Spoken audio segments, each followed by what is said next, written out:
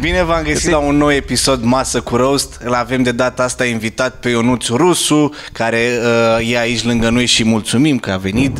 Și Ionuț Bodonea, care a venit alături de mine ca să facă mișto de Ionuț Rusu. Mulțumesc mult. Mulțumesc, băieți, bună seara. Apreciez mult. Hai să dăm pumnii. Mulțumesc, apreciez. Mersi. Să pară că acum ne-am cunoscut. Dumneavoastră și invitațiilor noastre și prietenilor, rudelor invitațiilor noastre. Și editorilor, că avem aici 4 camere. Și... Cine ai vrea să înceapă? Ionuț, pentru că este coleg de breaslă cu mine. Noi, oamenii de radio. Ok, bun. Da, Ionuț Rusu are norocul scris în frunte. În cazul lui, norocul este de dimensiunea celor 4 cărți stăpânirilor. Bă, chiar am fruntea mare, acum văd. Dar și Manu are mare. Da, și eu am. Și eu, e bătălia frunților. Noi știm. E bătălia frunților, da. Tatălui este tirist. Ionuț a venit pe lume în urma unei pene de cauciuc. Nu e o viață ușoară cu tirul. Ionuț reușind să obține și toate categoriile la ficat A, B plus C. Bun. Și fac și pateu din ficat. Reclama la pateu din ficat. Cumpărați Ardeal. Da, pateu cu hepatită. Cat. Ionuț Rusu e super viral, are mereu clipuri în fruntea trendingului. Pardon, stați că am greșit. Ionuț Rusu are cea mai mare frunte din trending. Altceva, domne. Bă, chiar. A rămas cu obiceiuri proaste după experiența de tirist.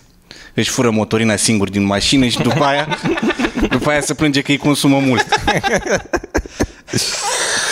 El nu are interfon la bloc, are stație. Liber, colegul, liber la 4.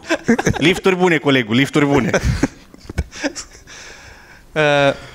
Ionuț arată ca o păpușă Barbie respinsă din fabrică pentru că a ieșit prea gender fluid.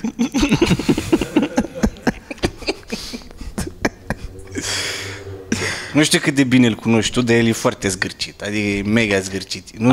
Nu trimite bani deloc acasă. Hai, mă. Noroc că taică-sul așteaptă cu radarul la intrare în localitate.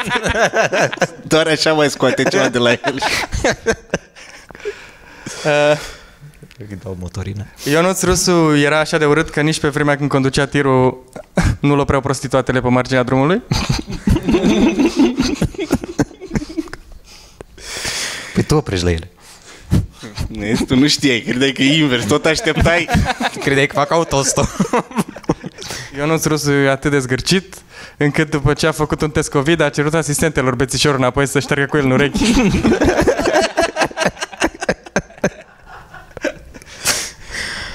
Mi se pare că vrea să fie o combinație între Bromania și Mircea Bravo. Dar momentan a luat doar ce e mai rău de la ei. Adică a început să chelească și are complexul băiatului din provincie. Bă, cât adevăr! Ionuț Rusu e foarte cunoscut pentru că imită diverse personaje foarte, foarte bine. De aceea este supranumit și Mihai Bendeac de pe Wish. Cum și Mane Voicu e Vali Dobrogeanu de pe Wish.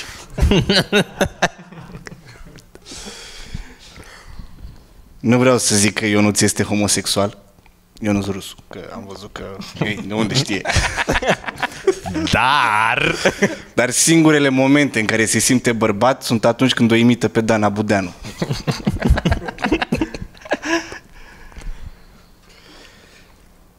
Hai că e bine, nu mă simt așa rănit. În sânul familiei sale, Ionuț este cunoscut ca distrugătorul de vagine. Asta pentru că la naștere avea 7 kg și căpățâna asta. Am intrat frontal. De-aia nici nu are păr așa mult, că i l-au smuls la naștere când a ieșit. A rămas prins în pereți. Mereu în frunte, bă. De asta. Visul lui e să ajungă atât de bogat încât să-și poată cumpăra un camion doar ca să meargă la curve cu el. El mai fute cât o grasă din când în când doar ca să-și amintească cum era cu gabarit depășit. Agabaritic. E un permis special. Da. Ionuț Rusu este și scriitor. Împreună cu colegul lui de radio Andrei Ciobanu au scris, atenție, cea mai bine vândută hârtie igienică din 2019. De unde știe cu aia? Doamne. Toată lumea îi spunea lui Ionuț că fosta lui iubită îl înșela. Iar el zicea, vorbește lumea. Am gata.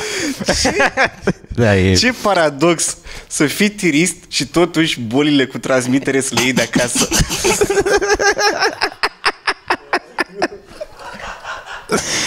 Vai, mi-a plăcut asta.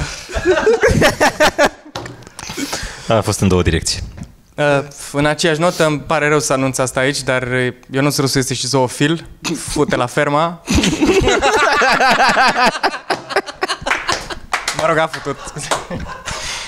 Gata, am trecut la oraș. La uzină. Fut la uzină acum. Mă rog, fut. Ionuț a fost atât de înșelat de fosta lui iubită, încât unui bișnițar s-a făcut milă de el și l-a lăsat să câștige la Alba Neagra.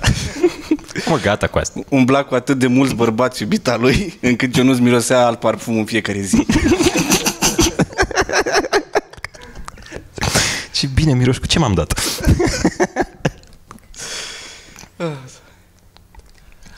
Dacă Bendeac și Bromania ar fi făcut un copil, acela ar fi fost George Tănase. Atât. Fuck. O, Doamne.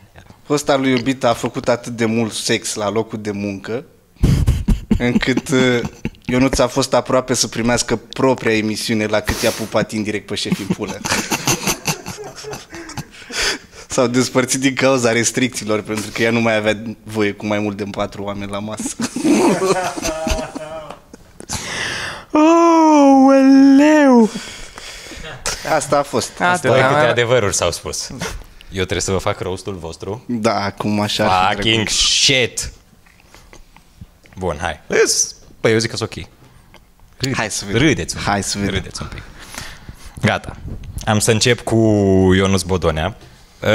Ionuț a bucurat enorm când iubita lui s-a angajat cu el la Virgin, pentru că în sfârșit au egalat salariul colegului de apartament casier la Lidl. Part-time. Mane. Mustăcioara lui Mane nu are doar rol estetic. Ea servește și ca frână pentru muci din cele două nări imense pe care le are. Așa. Barieră de aer, bă. Ionuț arată de parcă are început de sindrom Down și final de carieră la radio. Cam așa. Asta și-a dat-o pentru el. Asta a fost pentru el. A zis doar Ionuț. De ce a zis și Bodonea? Așa. Cu bătaie lungă. Mane. Cu un subiect total diferit. Când Mane își suflă nasul, apar intensificări ale vântului în Muntenia, Banat și Bărăgan. Pentru că are nasul foarte mare. Nu știu dacă ați observat asta. E foarte mare. Stai în profil un pic. Doamne, păi se vede. De undeva trebuie să se vadă. Ionuț mergea cu prietenii la curve când era în liceu, ca să-i facă temele curvei în timp ce colegii lui o futeau.